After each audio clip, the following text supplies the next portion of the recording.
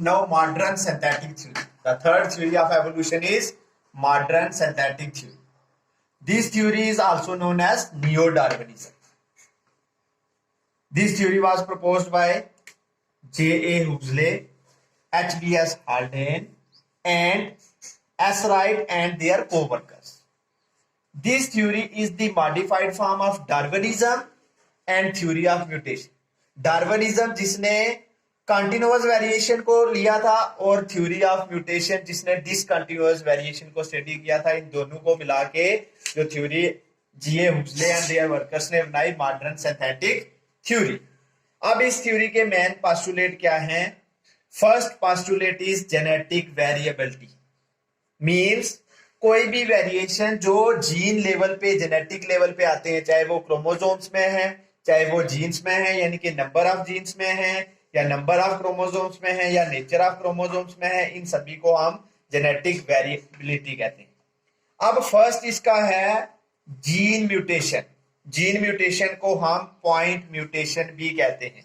यानी कि अगर जो नेचर ऑफ जीन है, जीन इज ए केमिकल, तो अगर इसके केमिकल नेचर में चेंजेस आ जाते हैं, इसको हम बोलेंगे जीन म्यूटेशन. और जीन म्यूटेशन के कारण जो है जेनेटिक वेरिएबिलिटी आती है.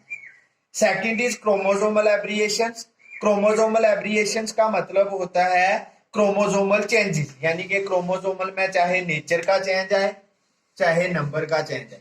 Nature and number of chromosomes.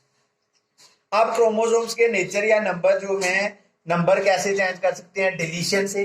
जैसे नॉर्मली क्रोमोसोम्स होते हैं 2n, अगर कोई एक निकल जाएगा तो 2n-1, या उसके बाद जैसे एडिशन 2n-2, इसको कहते हैं नलिसोमी. और स्टूडेंट्स इसको कहते हैं डिलीशन. मींस एक डिलीट हो गया. अब अगर एडिशन यानी कि 2n+1 या 2n+2 होगा तो वो एडिशन हो गई. ट्रांसलोकेशन. ट्रांसलोकेशन का मतलब है जैसे ये नॉर्मल क्रोमोसोम है, इसमें कोई न्यू क्रोमोसोम ऐड कर देना भी, दैट इज ट्रांसलोकेशन. इन्वर्शन.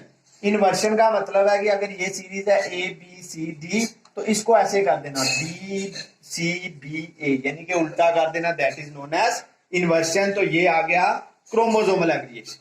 उसके बाद मेंडल्स रिकम्बिनेशन.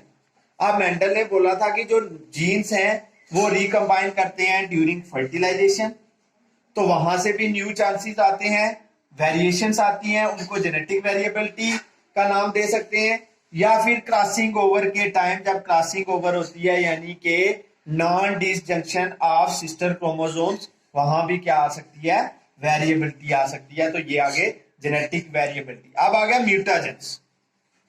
कुछ ऐसे केमिकल्स होते हैं जो क्या करते हैं? वेरिएशंस लाते हैं जेनेटिक लेवल पे, उनको कहते हैं म्यूटाजेंस. यानी कि जो म्यूटाजेंस यानी कि म्यूटेशंस काज कर सकते हैं, उनको कहते हैं म्यूटेजेंस. इनकी एग्जांपल्स मैंने दी हैं. फिनोल हो गया, फॉर्मेल्डिहाइड हो गया, परऑक्साइड्स हो गया. अब कुछ फिजिकल्स म्यूटेजेंस भी होते हैं. जैसे आपने रेडिएशन का नाम सुना होगा, एक्स रेज हो गई, यूवी रेज हो गई. ये भी सभी जो है ये क्या है? म्यूटेजेंस है, क्योंकि they are responsible for mutation. Now second postulate is genetic drift. Genetic drift क्या होता है? जब कोई एक टाइप के जीन्स की फ्रीक्वेंसी में चेंजेस आ जाते हैं, यानी कि change in the frequency of some genes due to some genes due to migration of a particular population. अगर एक पर्टिकुलर पॉपुलेशन एक जगह से माइग्रेट हो जाती है तो वो जो पर्टिकुलर पॉपुलेशन के जीन की फ्रीक्वेंसी थी वो चेंज हो जाती है. इसको कहते हैं जेनेटिक ड्रिफ्ट. जेनेटिक ड्रिफ्ट को सबसे पहले सेवल राइट ने स्टडी किया था, इसलिए इस इफेक्ट को, जेनेटिक ड्रिफ्ट को, सेवल राइट इफेक्ट भी कहते हैं. इसके अंदर हम फोंडर्स इफेक्ट और बॉटलनेक इफेक्ट पढ़ सकते हैं. फोंडर्स इफेक्ट क्या होता है? जैसे ये पॉपुलेशन जो यहां से माइग्रेट हो गई है, ये जिस एरिया में जाएगी वहां पे न्यू जीन्स आ जाएंगे, यानी कि न्यू जीन्स को ये फाउंड करेगी, फाउंडेशन ऑफ न्यू जीन्स वहां रखेगी. इसलिए इस जो ये स्पीसीज होगी जो यहां से चली गई है वहां दूसरी जगह, उसको बोलेंगे फाउंडर स्पीसीज या फाउंडर जीन्स. बॉटलनेक इफेक्ट क्या होता है?